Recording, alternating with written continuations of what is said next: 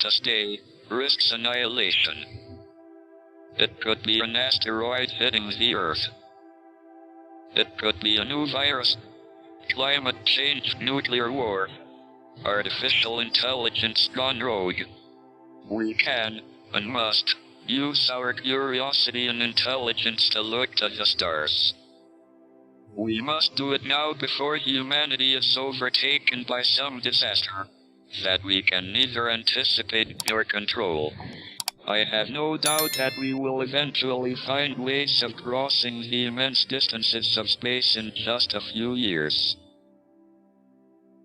One of our species' great strengths is embracing new ideas and evolving them into cutting-edge technologies. Just look at advances we've made in the fields of medicine, communications, and electronics. We only built the first silicon chip 60 years ago. Now it powers just about every aspect of our lives. Our ingenuity will get us to Proxima b. The primitive forms of artificial intelligence we already have proved very useful.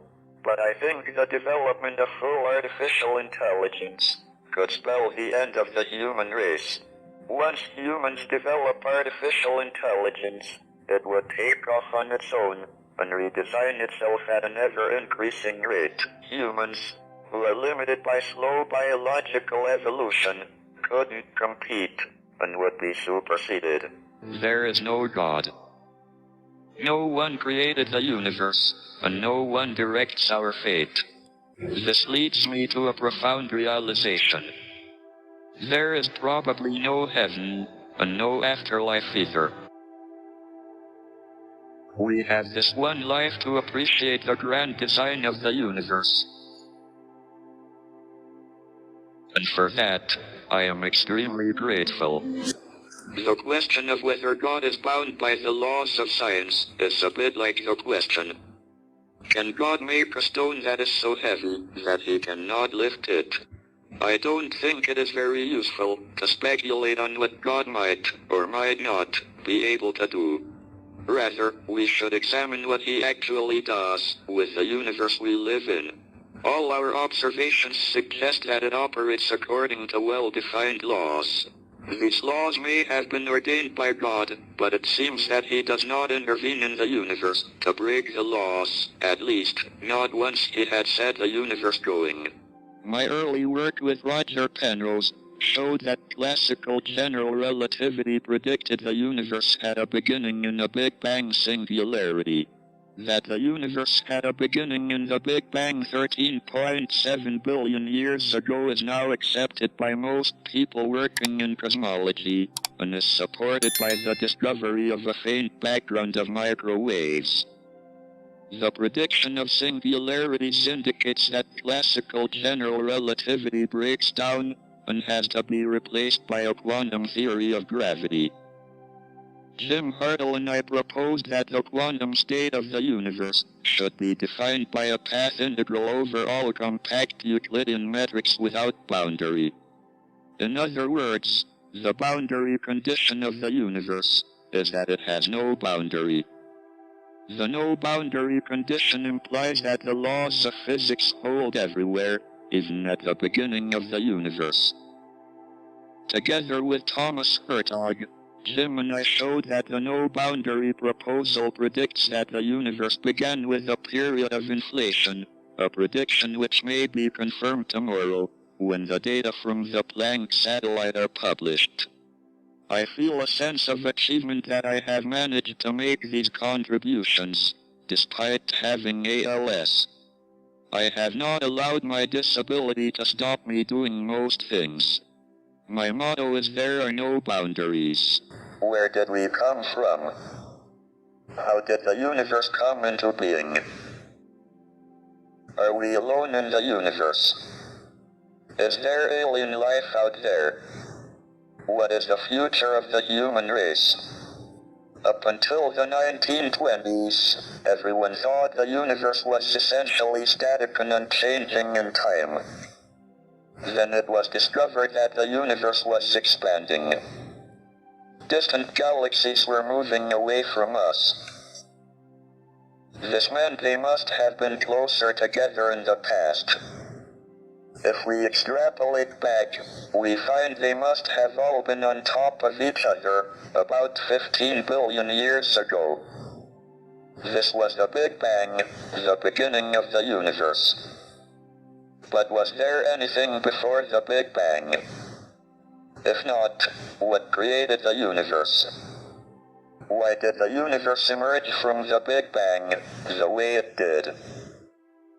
We used to think that the theory of the universe could be divided into two parts. First, there were the laws like Maxwell's equations and general relativity that determine the evolution of the universe, given its state over all space at one time. And second, there was the question of the initial state of the universe. We have made good progress on the first part, and now have a knowledge of the laws of evolution in all but the most extreme conditions, but until recently, we have had little idea about the initial conditions for the universe. However, this division into laws of evolution and initial conditions depends on time and space being separate and distinct. Under extreme conditions, general relativity and quantum theory allow time to behave like another dimension of space. This removes the distinction between time and space, and means the laws of evolution can also determine the initial state. The universe can spontaneously create itself out of nothing. Moreover, we can calculate the probabilities that the universe is created in different states. These predictions are in excellent agreement with observations by the WMAP satellite of the cosmic microwave background, which is an imprint of the very early universe. We think we have solved the mystery of creation. Maybe we should patent the universe and charge everyone royalties for their existence. I now turn to the second big question. Are we alone, or is there other life in the universe? We believe that life arose spontaneously on the Earth, so it must be possible for life to appear on other suitable planets, of which there seem to be a large number in the galaxy. But we don't know how life first appeared. We have two pieces of observational evidence on the probability of life appearing.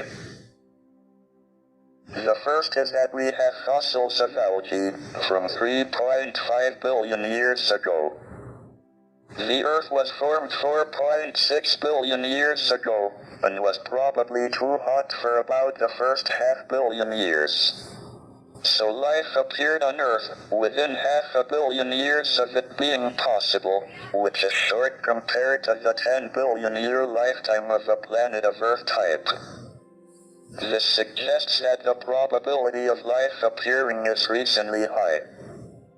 If it was very low, one would have expected it to take most of the 10 billion years available.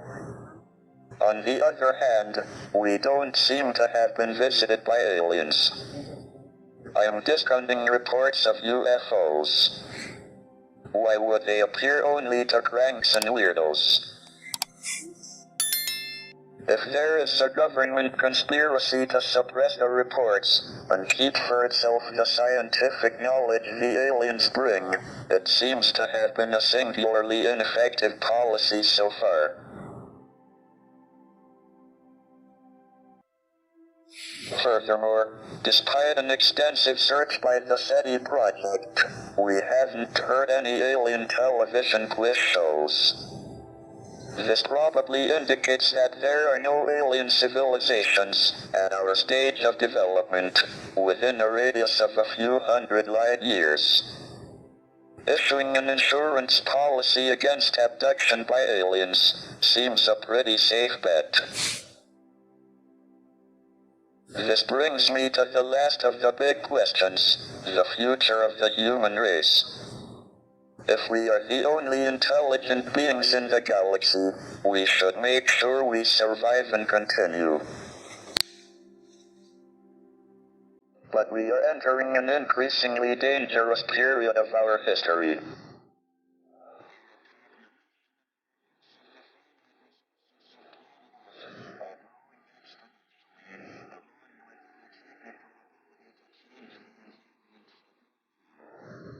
But our genetic code still carries the selfish and aggressive instincts that were of survival advantage in the past.